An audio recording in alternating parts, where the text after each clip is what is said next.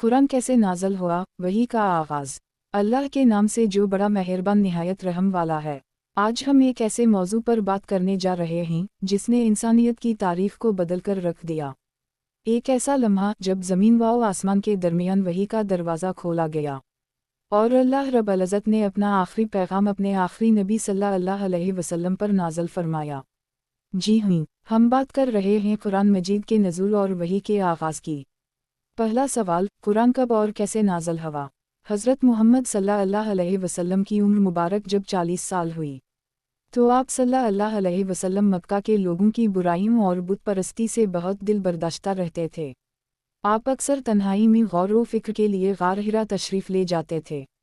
एक दिन रमज़ान उल मुबारक की एक बाबरकत रात, जब रात के अंधेरों में ज़मीन सुकून से थी, आप सल्लल्लाहु अलैहि वसल्लम तन्हा गार हिरा में इबादत में मसरूफ़ थे। अचानक हज़रत जबराइल अलैहिस्सलाम तशरीफ़ लाए और अल्लाह का पहला पैगाम लेकर आए। पहली वही, अक़ूरा बिस्म रब्बिकल लज़ी ख़लक़। हज़रत जबराइल अलैहिस्सलाम ने फरमाया, अक़ूरा यानी पढ़। आप सल्लल्लाहु अलैहि वसल्लम ने फरमाया, माँ अना बक़ारा, मैं पढ़ने वाला नहीं हूँ।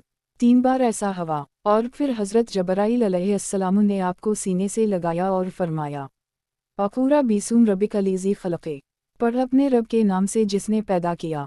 यही थी पहली 5 आयत और ये था कुरान का आगाज़। इसके बाद किया हुआ, हुज़ूर अकरम सल्लल्लाहु अलैहि वसल्लम को इस वाक़ये से लर्ज़ा सा तारी हो गया।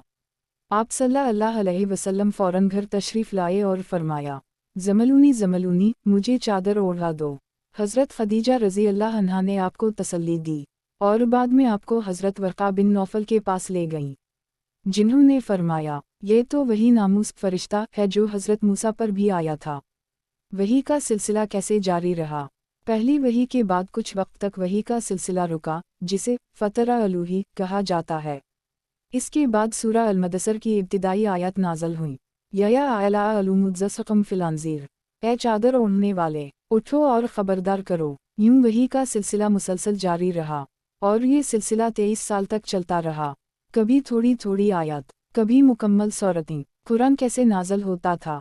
अल्लाह ताला अपना पैगाम हज़रत जबराइल अलैहिस्सलाम के ज़रिए नबी सल्लल्लाहु अलैहि वसल्लम तक पहुँचाते थे और नबी सल्लल्लाहु अलैहि वसल्लम का दिल और ज़बान अल्लाह के हुक्म से इसे महफूज कर लेते थे।